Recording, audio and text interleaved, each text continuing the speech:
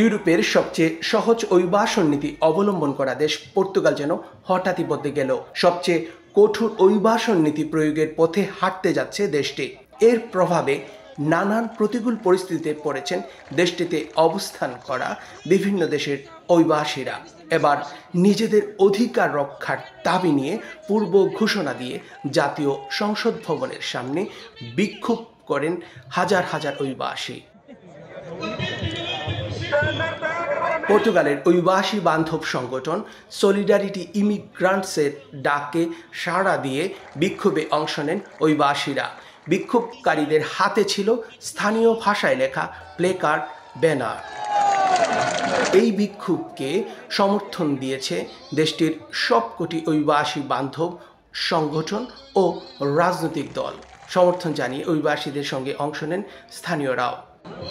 All of us, we deserve it because we are humans.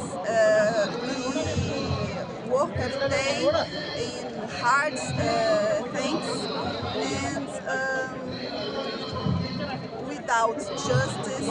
পর্তুগালে বসবাস করা অভিবাসীদের নিরলস ভূমিকা বিবেচনা করে তাদের অধিকার নিশ্চিতে এই বিক্ষোভের ডাক দিয়েছেন আয়োজকরা।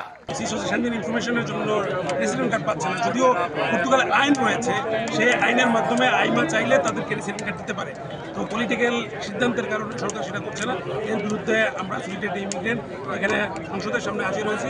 সকল অভিবাসীদের মানবিক মর্যাদা এবং অধিকার আদায়ের লক্ষ্যে আমরা আজকে বিক্ষোভে অংশগ্রহণ করেছি।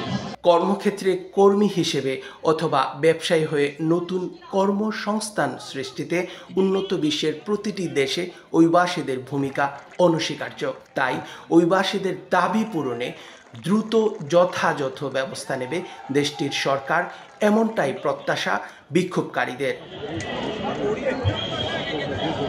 আনোয়ার এইচ খান, ফাহিম, RTV, লিসবন, পর্তুগাল।